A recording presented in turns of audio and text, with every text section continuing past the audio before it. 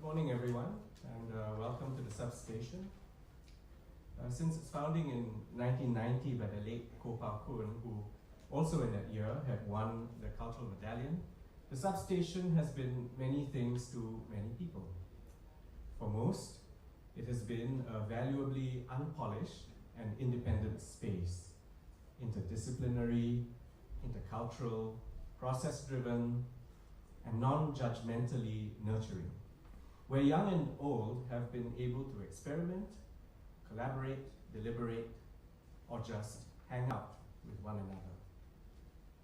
A space simply for hanging out, as it turned out, enabled valuable conversations, which in turn produced valuable work and valuable careers. But it was probably the friendships, as much as anything else, that grew into communities of people, forged not by singular ideologies or manifestos, but by the sheer excitement of often raw creativity and serendipitous creation. These communities, drawing on friendships and then strengthened by moral courage and solidarity, afforded opportunities, support, and shelter to artists who, for all kinds of reasons, may have scraped too hard against the establishment, its norms, conventions, authority, and pretensions. But the Substation was not just about artists talking and doing art with other artists, or art audiences attending arts events. Its reach was much further.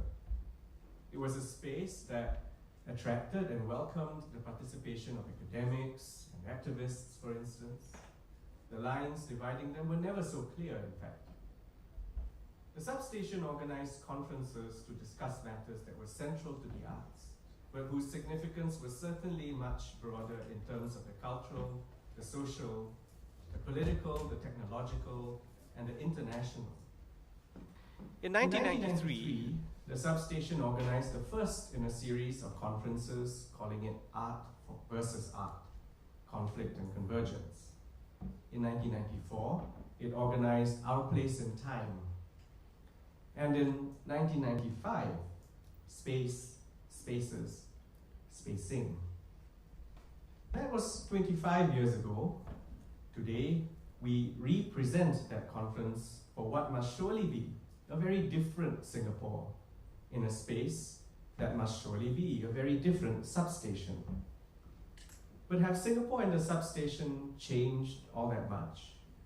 And if so, have they changed on the whole for the better or the worse? For whom might they have changed for the better, and for whom the worse? What can knowing all of this tell us about the present? How can it help us imagine our futures? Now, let me encourage all of us here in our conversations over the next 2 days to think of these as fundamental questions to answer. The conference has, in a way, been designed to help us to do this. We have kept the 4 original panel topics, the first 2 for today, and the last 2 for tomorrow. However, we have encouraged a reinterpretation of the topics and a re-posing of the questions. We have taken the liberty to sharpen the focus of each of these panel topics so that we can narrow them down to specific concerns. In the first panel, The Making of Spaces, we focus on the broader context of the state, cultural policy, civil society, and the political environment. In the second panel, Articulating Arts Practices, we focus on the discursive dimensions of the state. In the third panel, Socializing the Space, we focus on the public possibilities of arts discourse. And in the fourth and final panel, Complexities and Contradictions, we pose broad questions to 2 prominent public intellectuals, the Substation's founding chair, Tay Keng Soon, and former arts-nominated Member of Parliament, Kok Heng Luan. Our program also includes 2 other highlights. One, which is today, is a keynote lecture by Cherian George, whose eagerly anticipated 20th anniversary edition of his celebrated book, Singapore, The Air-Conditioned Nation, has just come out. The other highlight, which is tomorrow, is a performance by Ray Langenbach and Lee Weng Choi. Some of you may have attended the original conference in 1995, and you will recognize that we have included in our program a few participants from that event. Most of the speakers you will hear this evening, however, were not present then. Some of the speakers will be beamed in. Panel 2.2 has been cancelled, but panel 2.1 will proceed as a live feed. In a post-COVID-19 world, this will very likely be the new norm for arts events, especially large-scale events whose participation is international.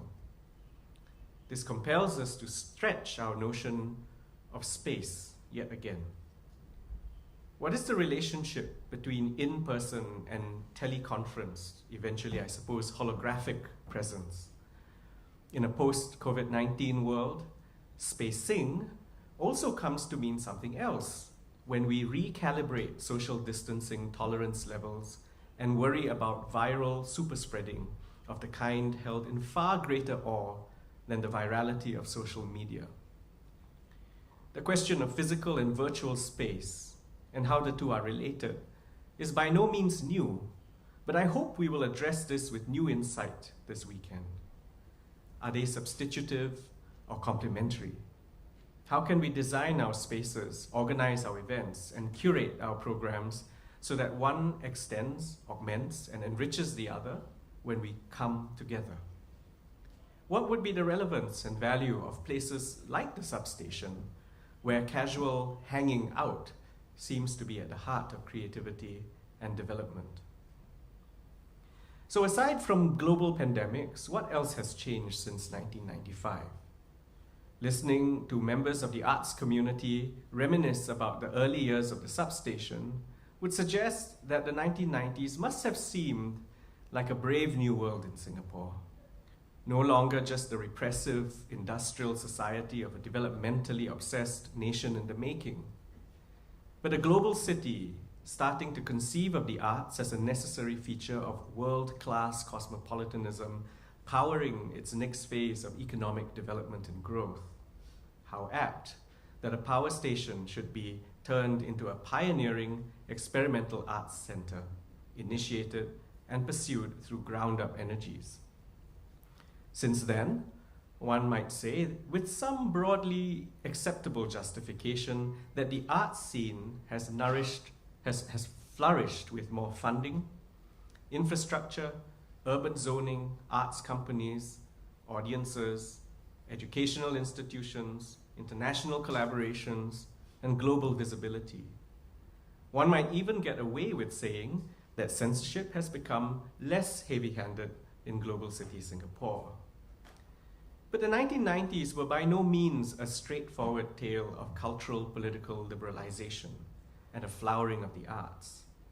Some of you will remember novelist Catherine Lim and academic Bilgir Singh being publicly reprimanded for fairly innocent claims that they made in the media. Or American academic Christopher Lingle fleeing Singapore to avoid being sued for contempt of court. Or American teenage vandal Michael Fay given strokes of the cane in spite of formal appeals by his president. Or the government banning artists and proscribing entire art forms such as forum theatre and performance art. The 1990s were a politically interesting decade. In 1990, Goh Chok Tong and his 2G team had just taken over the leadership mantle. There was a general feeling of nervousness about whether the new generation of leaders could live up to the achievements of Lee Kuan Yew's heroic founding leadership. Reflecting that nervousness, perhaps, were the results of the 1991 general elections, when the People's Action Party lost 4 seats to the opposition, their worst result since independence. 20 years later, in the general election of 2011, the PAP were once again confronted by an even worse result. They lost 6 seats. Singaporeans talked about a new normal, indicating the possibility of new political inroads for the opposition in a more competitive democracy for Singapore. Although the PAP was able to recover much of its lost ground, in the next general election in 2015, the year that Lee Kuan Yew died and Singapore celebrated its 50th year of independence, there is still today a feeling of unease about 4G, the next generation of PAP leaders. In such an insecure political climate, much like in the 1990s, we have also seen some eerily repressive moves. POFMA, the anti-fake news law, is probably the most spectacular example of this. In practice, how will the arts and artists be affected by this? A lot of people have done a lot of work for this conference. They deserve sincere thanks. I want to thank my co-chair, Alan Wee, and members of the steering committee, Terence Chong, Kathleen Disick, T. Sastaran, and Tan Tan Hao. I want to thank the Substation Board of Directors and its tireless staff, especially Karin Tan. And I want to thank all moderators and speakers. It now gives me immense pleasure to declare the conference open.